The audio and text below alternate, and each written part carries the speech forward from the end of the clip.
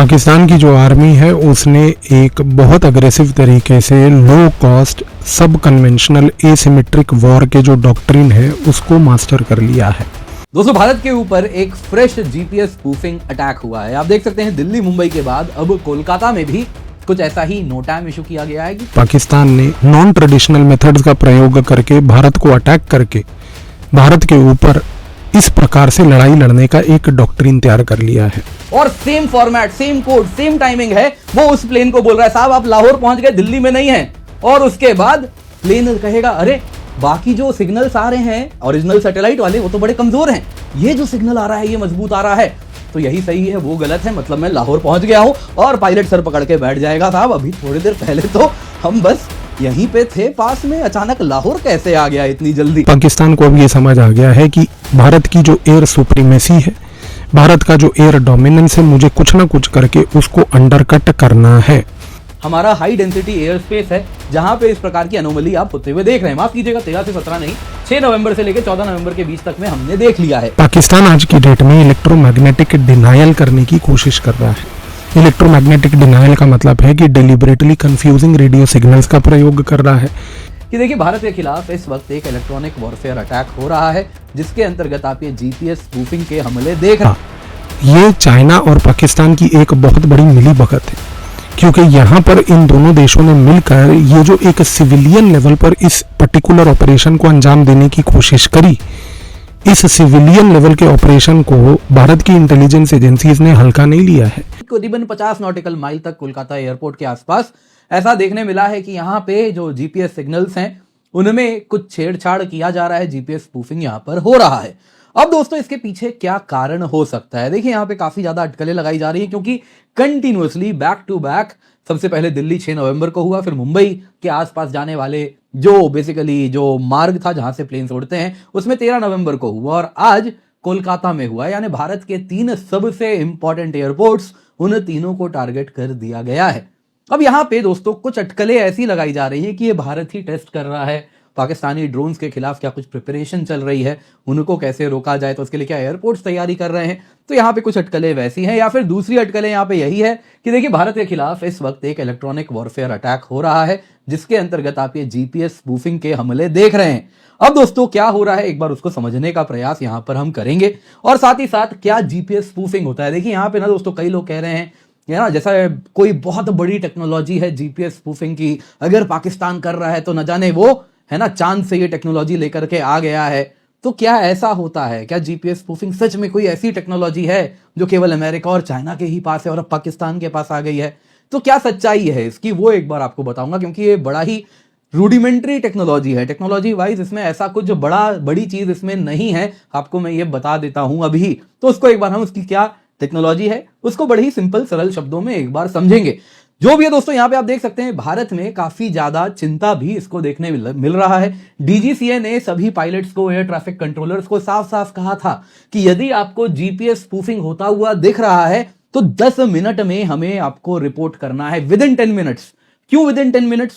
पकड़ना है, ऐसे ही नहीं। तो दोस्तों यहाँ पे कौन कर रहा है अब तक, मतलब पब्लिकली मीडिया में तो नहीं आया है कौन कर रहा है, किसी को पकड़ा किया हो तो वो भी नहीं दिख रहा है। तो यहां पे जैसा मैंने कहा टेक्नोलॉजी बड़ी रूडिमेंट्री है, लेकिन इसको क्या खास बना रही है, क्यों ये इस प्रकार से किया जा रहा है कि ये एक स्टेट एक्टर का हाथ इस पे लग रहा है या कुछ और है? तो क्या है, आइए जरा आज के वीडियो को शुरू करते हैं, क्योंकि बड़ा क्लियरली दिख रहा है। आप जैसा मैप यहां पे देख सकते हैं, GPS interference air traffic routes Mumbai के आसपास देखने मिला है। न्यू दिल्ली में आप देख सकते हैं 6 नवंबर को मिला, मुंबई के आसपास 13 नवंबर को, और आज कोलकाता में 14 नवंबर 50 नॉटिकल माइल तक ऐसा रिपोर्ट किया गया नोटिस टू एयर मिशन में कि देखिए यहां पे अगर आप फ्लाई कर रहे हैं तो जीपीएस सिग्नल में इंटरफेरेंस हो सकता है, इस पर ज्यादा भरोसा ना करें, कुछ इस प्रकार से चेतावनी दी गई है। तो क्या हो रहा है ये जरा आज इसी पर चर्चा करते हैं, पर इससे पहले आगे बढ़े आपसे निवेदन है वीडियो लाइक करें, चैनल सब्सक्राइब करें, बेल आइकन अवश्य दबा दें। इसके सिवा यूपीएससी मंजिल भाई अकेडमी चैनल है, आप सभी जाके जुड़ जाएं, क्योंकि यहां पे आपको यूपीएससी रिलेवेंट कंटेंट आपके लिए हम लेकर के आ रहे हैं। इसके सिवा दोस्तों 40 करोड़ तक का गारंटीड रिवॉर्ड्स आपके लिए हम लाए हैं। ऑल इंडिया रैंक 1 के लिए गाड़ी है, इसके सिवा आईफोन से लेके मैकबुक से लेके स्मार्ट वॉचेस से लेके लैपटॉप से लेके बहुत सारी चीजें हैं। 23 नवंबर को सुबह 11 बजे या शाम को 5 बजे आप कभी भी जुड़ सकते हैं। डिस्क्रिप्शन बॉक्स में आपके लिए लिंक है, वो जल्दी से जाइए, उसके द्वारा जल्दी से जुड़ जाइए ताकि आप ना सिर्फ क्वालिटी टेस्ट दें बल्कि और भी बहुत कुछ लेकर के जा सके। तो क्या हुआ है अब तक, देखिए दोस्तों, सबसे पहले तो दिल्ली में कुछ इस प्रकार का जीपीएस इंटरफेरेंस रिपोर्ट किया गया था 60 नॉटिकल माइल दिल्ली एयरपोर्ट के आसपास 6 नवंबर को, और बड़े स्केल में यह हमें देखने मिला था। अब दोस्तों उसके बाद मुंबई में कल कुछ इस प्रकार से देखने मिला, जिसमें हमने देखा कि जीपीएस इंटरफेरेंस रिपोर्ट किया गया उन एयर ट्रैफिक रूट्स में जहां पे मुंबई के आसपास जो इस प्रकार से इस्तेमाल किया जा रहा है। स्पेशल थैंक्स टू डेमियन सिमन जिन्होंने ये मैप यहां पे शेयर किया। अब दोस्तों यहां पे वापस एक नोटाम इशू किया गया कुछ यहां पे, जिसके अंतर्गत कहा जा रहा है भाई ये जो कोलकाता एयरपोर्ट है इसमें भी 50 नॉटिकल माइल के इस रेडियस तक कुछ इस प्रकार से आप अगर देखें तो वहां भी ऐसे ही जीपीएस डिनायल हो रहा है। तो अब दोस्तों अगर आप देखें तो ये जो नोटैम है ये कुछ इस प्रकार से जो इशू किया गया था तो वो 13 से 17 नवंबर के बीच में इशू किया गया है, जो आप इन टोटल देख सकते हैं, जो कि कह रहा है कि देखिए सैटेलाइट बेस्ड नेविगेशन में कुछ डिसरप्शन हो रहा है। इसके साथ दोस्तों ये तीसरा हमारा हाई डेंसिटी एयर स्पेस है जहां पे इस प्रकार की अनोमली आप होते हुए देख रहे हैं। माफ कीजिएगा 13 से 17 नहीं, 6 नवंबर से लेकर 14 नवंबर के बीच तक में हमने देख लिया है, यानी बड़ा ही प्रोलॉन्ग ड्यूरेशन है, इक्का दुक्का नहीं, कब से चलता आ रहा है और टारगेट भी कर रहा है। देखिए कोई दूर दराज का इलाका ऐसा नहीं जहां पे प्लेन्स कम ऑपरेट कर रहे हो, क्लियरली उन एयरपोर्ट्स को टारगेट किया जा रहा है जहां पे बहुत ज्यादा प्लेन्स आपको देखने मिल रहे हैं।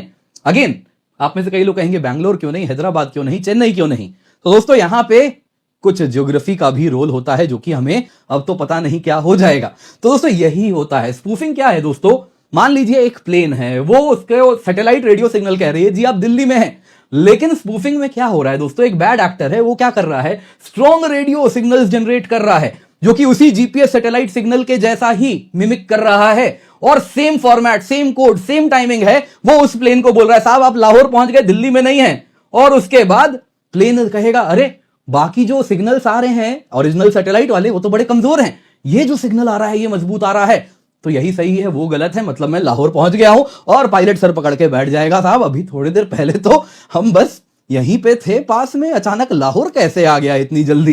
तो ये है दोस्तों जीपीएस स्पूफिंग। आप देख सकते हैं कुछ इस प्रकार से दोस्तों यहां पे एक स्पूफर लगा है, यहां पे जीएनएसएस सिग्नल है, ये गाड़ी का रियल पोजीशन, ये सिग्नल्स जो आ रहे हैं जीएनएसएस जीपीएस यानी वो इसको कह रहे हैं कि तुम यहां पर हो, लेकिन यहां पे जो स्पूफर है वो क्या कह रहा है, ना ना ना तुम यहां पहुंच गए हो, और ये गाड़ी में जो डिवाइस है वो कहेगा अच्छा जी मैं तो यहीं पर पहुंच चुका हूं। दरअसल दोस्तों जैसे मैंने कहा यहां पे मल्टीपल सैटेलाइट से ट्रैक किया जाता है, स्पूफर भी 10 से 20 सैटेलाइट का सिग्नल एक साथ उसको दे देता है और बड़े हाई पावर के साथ, तो लगता है यही सही है, वो सब गलत है। पाकिस्तान की जो आर्मी है उसने एक बहुत अग्रेसिव तरीके से लो कॉस्ट सब कन्वेंशनल एसिमेट्रिक वॉर के जो डॉक्ट्रिन है उसको मास्टर कर लिया है। अब ये वर्ड सुन के आपको शायद लगेगा कि ये कितना भारी भरकम वर्ड है कि लो कॉस्ट सब कन्वेंशनल एसिमेट्रिक वॉर, लेकिन इस वर्ड का बेसिक सिंपल लैंग्वेज में, क्योंकि इसको इंटेलिजेंस एजेंसीज प्रयोग करती हैं, इसका मतलब बेसिकली होता है कि पाकिस्तान ने नॉन ट्रेडिशनल मेथड्स का प्रयोग करके भारत को अटैक करके भारत के ऊपर इस प्रकार से लड़ाई लड़ने का एक डॉक्ट्रिन तैयार कर लिया है। ऑपरेशन सिंदूर जो अभी हाल ही में मई के महीने में हुआ, खास करके इस ऑपरेशन सिंदूर के बाद पाकिस्तान ने इस पर्टिकुलर टेक्निक को, जिसको हम लो कॉस्ट सब कन्वेंशनल एसिमेट्रिक वॉर कहते हैं, उसको और अग्रेसिवली अपनाना चालू कर दिया है। पाकिस्तान ने अभी हाल ही में एक बहुत अग्रेसिव लेवल पर information and electronic dominance operation Bharat में किया। Information and electronic dominance operation का मतलब होता है कि आप इस प्रकार के एक ऑपरेशन को अंजाम दो जहां पर आप सिर्फ इंफॉर्मेशन लेवल पर नहीं बल्कि इलेक्ट्रोमैग्नेटिक लेवल यानी कि रेडार सिग्नल के लेवल पर और रेडार स्पेस के लेवल पर भी आप विजेता प्राप्त करने की एक कोशिश करो। तब से पाकिस्तान को अब ये समझ आ गया है कि भारत की जो एयर सुप्रीमेसी है, भारत का जो एयर डोमिनेंस है, मुझे कुछ ना कुछ करके उसको अंडरकट करना है। अब उसको अंडरकट करने के लिए पाकिस्तान ने एक जीपीएस स्पूफिंग करके एक साइबर अटैक करने की कोशिश की है। जीपीएस स्पूफिंग में क्या होता है कि आप रेडियो सिग्नल्स का प्रयोग करते हो, इन रेडियो सिग्नल्स को आप इलेक्ट्रोमैग्नेटिक डिनायल ऑपरेशंस के तहत प्रयोग करते हो। अब होता क्या है जीपीएस स्पूफिंग में कि आज जब जीपीएस की टेक्नोलॉजी चलती है तो वो रेडियो सिग्नल सैटेलाइट से लेती है, लेकिन जीपीएस टेक्नोलॉजी जब रेडियो सिग्नल सैटेलाइट से लेती है तो स्पूफिंग के दौरान हम एक काम ये करते हैं कि उसी तरीके से आर्टिफिशियल सिग्नल्स को मैन्युफैक्चर करके उनको इतना स्ट्रांग दिखाते हैं कि जो भी जीपीएस यूज कर रहा होता है डिवाइस जिसमें एंटीनाज लगे होते हैं वो स्ट्रॉन्गर सिग्नल्स को कैप्चर कर ले। पाकिस्तान आज की डेट में इलेक्ट्रोमैग्नेटिक डिनायल करने की कोशिश कर रहा है। इलेक्ट्रोमैग्नेटिक डिनायल का मतलब है कि डेलिबरेटली कंफ्यूजिंग रेडियो सिग्नल्स का प्रयोग कर रहा है। इसके पीछे का जो लॉजिक है वो है डिसेप्शन टेक्निक, कि आप फेक सिग्नल्स का प्रयोग करो ताकि जो एंटीनाज हैं वो फेक रेडियो सिग्नल्स को कैप्चर करके एक अजीब सी पिक्चर बनाने।